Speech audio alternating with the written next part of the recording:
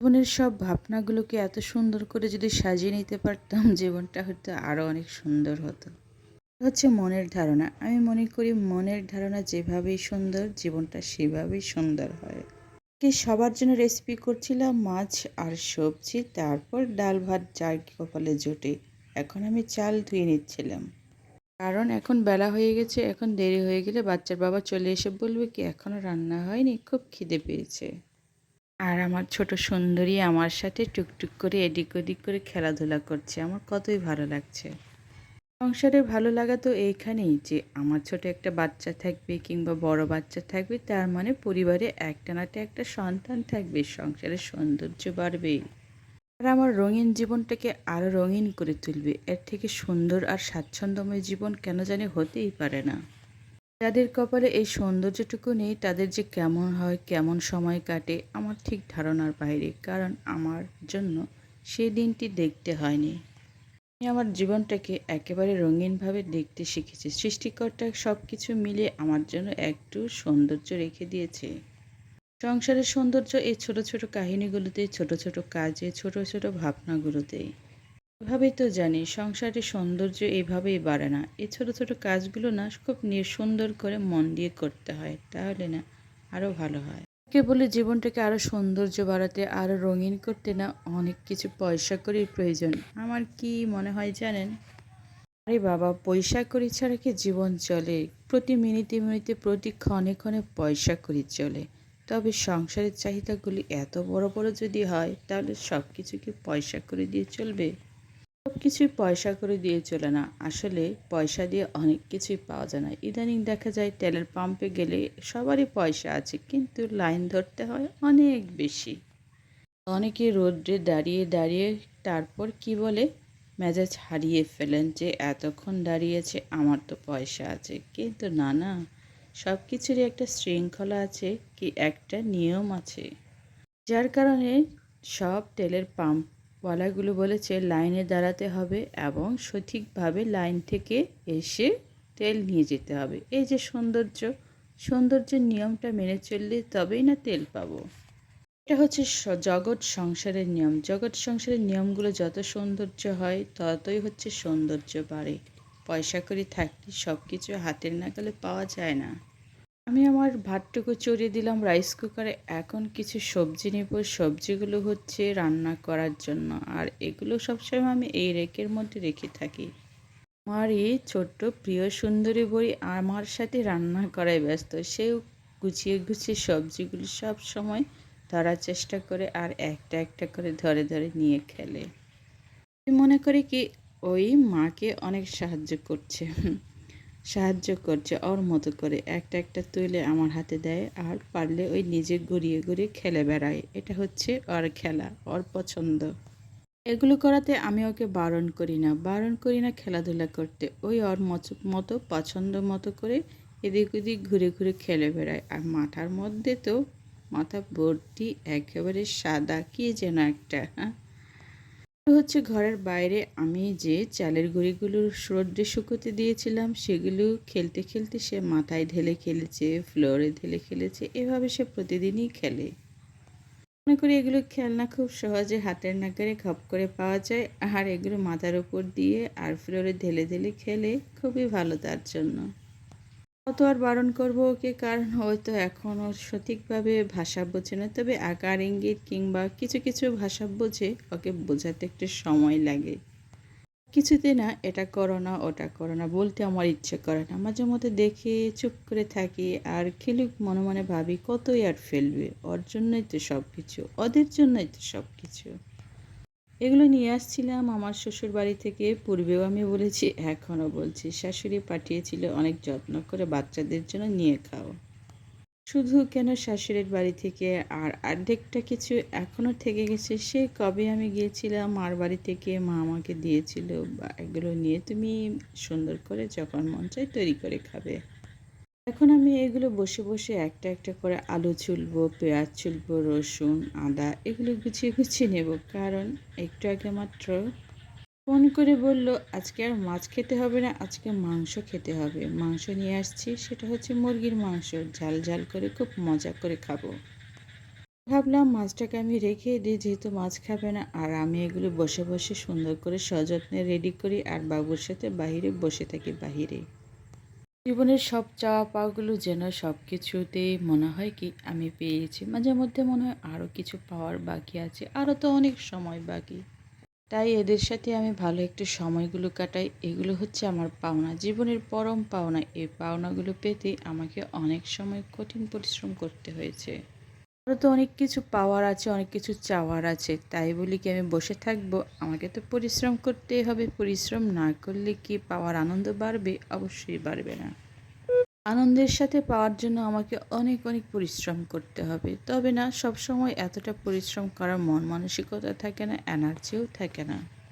সারাদিন ওই করে করে অনেকটা সময় পেরিয়ে যায় আর নিজেও ক্লান্ত হয়ে পড়ি। তবে একটু দুপুরে না ঘুমালে কি হয়, একটু ঘুমালে শরীরটা আবার পুনরায় এনার্জি ফিরে পাই। টুকটুকিকে বলছিলাম তুমি একটু খেলো, আমি এগুলো সুন্দর করে কাটা বাছা করি। আর ওই কী করছে, যেগুলো আমি আলুগুলো ছিলে রেখে দিচ্ছিলাম ওগুলো ধরে ধরে খেলছে। ওকে আমি একটু আগে আপেলের টুকরো কেটে দিয়েছিলাম। গোটা আপেল দিলে তো ওই খেতে পারে না। একটা ছোট আপেল নিয়ে সুন্দর করে কেটে ছুলে দিতে হয় ওকে। ওকে নিয়ে আমি দিয়েওছিলাম, কিছুটা খেয়েছে, কিছুটা এদিক ওদিক ফেলে রেখে দিয়েছে। আর এখন মনে করছে আলুগুলো খাবার আর খেলছে। ওকে আমি বললাম, না মা, এগুলো ধরো না, এগুলো খাওয়ার জিনিস নয়, এগুলো রান্না করে খাওয়ার জিনিস, এগুলো কাঁচা খাওয়া যায় না। এমনই করে, যখন আমি কাজ করি তখন আমার আশেপাশেই থাকে আর খুব মন দিয়ে খেলাধুলা করে। মাঝে মধ্যে এই সময়টা আমার খুব ভালোই কাটে যদি সে আমার আশেপাশে মন দিয়ে খেলাধুলা করে।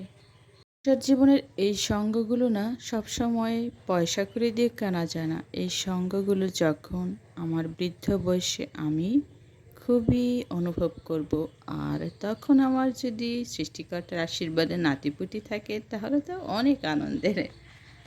বুড়ো বয়সে আজকাল অনেকে একাকী হয়ে যান, কারণ বাচ্চা কাচ্চা পড়াশোনা করতে করতে অনেকে ভালো চাকরি নিয়ে বাহিরে থাকেন। তখন এই বয়সটাতে এই সঙ্গগুলো খুবই প্রয়োজন। তখন মন বলবে যে আমার সাথে কেউ যদি এসে কথা বলতো, কেউ যদি একটু এসে কাজ করে দিত, সেটাই চাইবে। আর এখন আমি অনেক সঙ্গ পাচ্ছি, এটাই হচ্ছে আমার পরম পাওয়া। জীবনের সব সময়টুকু না কারোর সাথে ভাগাভাগি করে যায় না। আমিও আমার এই সময়টা না কারোর সাথে ভাগ করে নিতে চাই না। আমি আমার মতো করে উপভোগ করতে চাই। কারো যদি উপভোগ করার ইচ্ছে থাকে তাহলে তার সাথে অবশ্যই এই টুকটুকিদের থাকা প্রয়োজন। এদের সাথে সময় কাটানো যে কতটা আনন্দের একমাত্র আমি বুঝি। বাইরে একটা খেলনা ফেলে দিয়েছে, আমাকে বলছে মামা, মামা, মামা। তার মানে বুঝতে পেরেছে, বুঝতে আমি পেরেছি। ওই বলছে আমি যাতে ওকে তুলে নিয়ে এসে দেই। আমি বললাম তুমি তুলে নিয়ে আসো। ইস, ভয়েস ওভার দেওয়ার সময় মশাটা কামড় দিয়ে গেলে, এত মশার উৎপাত আসলে। দিন দুপুরে এতটা মশা নেই, বাহিরে অনেক রৌদ্র, খুব ভালো সময়। আর এত চড়া রোদ ইদানিং, যে কোনো জিনিস ধুয়ে রৌদ্রে দিলে ক্ষণিকের মধ্যেই শুকিয়ে যায়। ওই ওর খেলনাগুলো নিয়ে আসছে একটু কোলে করে, খুব সযত্নে, আর ধুলোবালি থাকলে সেটাও ঝেড়ে নিচ্ছে, খুব বোঝে। হ্যাঁ, এখন অনেকটা বড় হয়ে গেছে, অনেক কিছুই বোঝে। আর খেলনা পুতুলটা নিয়ে এসে বলি কি ওটাকে একটু আদর করে দিতে, আমাকে কোলে নিতে বলে, কারণ সে অনেকক্ষণ ফেলেও দিয়েছিল। তাই আমি কি করলাম, সৌজন্যে ওটাকে একটু বসিয়ে দিলাম আমার পাশে। দেখে সে খুবই খুশি, ওটাকে আমি যত্ন করছি, বুঝতে পারছে সে একটু ঘুরে ঘুরে খেলবে এখন। এইটুকু বাচ্চা কত কিছুই যে বোঝে, কত কিছুই না আন্দাজ করতে পারে। দেখি তো, সে আমার অনুভূতি এবং আমার আবেগ সে বুঝতে পেরেছে। জীবনের রংধং ঠিক এখানে, একজনের আবেগ অনুভূতি আরেকজন যদি বুঝতে পারে না, জীবনটা অনেকটা সহজ হয় এবং সাবলীল হয়। আমার কি মনে হয় জানেন, সবাই সবার আবেগ অনুভূতি বুঝতে পারে না এবং ধারণও করতে পারে না। তবে তাদের জন্য কতটা সময়, কতটা কেমন যে সময় কাটে। আমি ওর মনের ভাব বুঝতে পেরেছি দেখে সে কতটা আনন্দ পেয়েছে সেটা তো আমি দেখতে পাচ্ছি। ঠিক এইভাবে জীবনের সময়গুলো একে অপরের আবেগ অনুভূতি কেউ যদি বুঝতে পারে না, জীবনের রঙিন স্বপ্নগুলো আরও রঙিন হয়ে যায়। রান্না করার সময়টা যতটুকু না লাগে তার থেকে বেশি সময় লাগে আমার এই ছোটো ছোটো জিনিসগুলো গুছিয়ে একটা একটা করে তুলে ধরতে কিংবা গুছিয়ে তৈরি করতে অনেক সময় লাগে। স্বপ্নের সময়গুলো স্বপ্নই থেকে যাক, আমার বাস্তব জীবনগুলো আরও বাস্তবে সুন্দরভাবে রূপান্তরিত হোক, সেটাই হচ্ছে জীবনের পরম পাওয়া। এগুলো গুছিয়ে গুছিয়ে তৈরি করতে, তারপর ধুয়ে সযত্নে রান্নার উপযোগী করতে অনেকটা সময় লেগে যায়। এই সময়টাতে আমি সাধারণত বাচ্চার সাথে মানে আমার টুকটুকির সাথে বাইরে বসে করে থাকি। সময়টা সে অনেকটা ঘোরাঘুরি করে, খেলে অনেকটা আমার কোলে বসে ওকে আমি নিয়ে ঘুরেও বেড়াই। এই সময়ে আমার বাচ্চার বাবা চলে এসেছে, এখন গেট খোলার পালা। গেটটা খুলে দেওয়াতে বাবা বলছে, মাথায় কী রে, মাথায় এতগুলো সাদা পাউডার কী দিয়েছ মা তুমি? দেখলাম বাচ্চার বাবা অনেক কিছুই নিয়ে আসছে। আমি বললাম, জিজ্ঞেস করলাম যে এগুলো কি? বলে দেখো না, খুলে নিয়ে যাও এবং বসে বসে গিয়ে দেখো কি কি নিয়ে আসছি তোমাদের জন্য।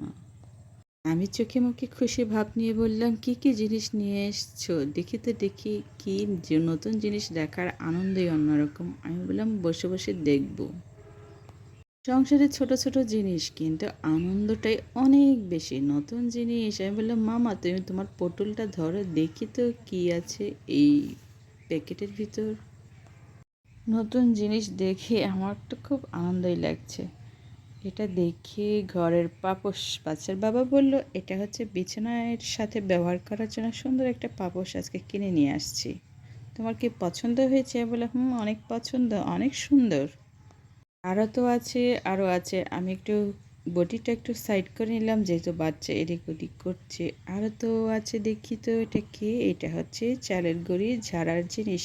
এই ঝাঁকুনি আমি আনতে বলেছিলাম, ধরে খুব চালের গুঁড়ি রোদ্রে দিচ্ছে, সেটাতে কুটি কুটি কতগুলো ময়লা পড়েছিল, ওগুলো পরিষ্কার করতে হবে, যার কারণে একটা চালনির প্রয়োজন আছে। আমি আনতে বলেছিলাম, এনে দিয়েছে। আর এটা হচ্ছে অনেক সুন্দর ভাত বাড়ার চামিচ, একেবারে মোটা চামিচ, খুবই ভালো। দুটো জিনিস, তিনটে জিনিস আমি দেখলাম খুবই সংসারের জন্য ভালো। মাঝে মধ্যে এইভাবে না ছোটো ছোটো জিনিসগুলো নিয়ে আসলে না অনেক আনন্দ লাগে। এটা হচ্ছে রোজের জন্য অনেক সুন্দর খাতা। এই খাতাটা হচ্ছে রোজ অঙ্ক খাতা, বাংলা খাতা, এগুলো নিয়ে আসছে রোজ। বাবাকে বলেছিল, বাবা তুমি কি আমার জন্য এগুলো নিয়ে আসতে পারবে? ঠিকই কিনে নিয়ে এসে দিয়েছে। আর এগুলো বাচ্চাদের জন্য পেয়ারা, ধবধবে সাদা পেয়ারা। আমি এগুলো সুন্দর করে গুছিয়ে রেখে দিলাম, ওরা খাবে, সময় হলে ওদেরকে একটু মাখা করে দেব, অনেক পছন্দ হবে ওদের। সংসারে এই নতুন জিনিসগুলো না খুবই আনন্দ দেয় এবং নতুনত্ব বাড়ে সংসারে। অনেকটা ছোট ছোট অনুভূতি, খুবই ভালো। আর এটা হচ্ছে দেশি মুরগির মাংস, তার জন্য এতক্ষণ ধরে আমি পরিশ্রম করছিলাম, পেঁয়াজ ছুলছিলাম, আদা রসুন সব কিছু রেডি করছিলাম। এই কাঙ্ক্ষিত মুরগির মাংস চলে এসছে, এখন হচ্ছে রান্না করার পালা। সব কিছুতে পেয়েছি, এখন সব কিছু নিয়ে গুছিয়ে রেখে দেব। আর আমার যা করার, রান্না করার পালা। অলরেডি আমার ভাত তো হয়ে গেছে, টুকটুকি এখন আমার সাথে রান্না করে চলে আসবে। যারা আমার ভিডিও শুরু থেকে শেষ পর্যন্ত দেখছেন তাদেরকে অনেক অনেক ধন্যবাদ।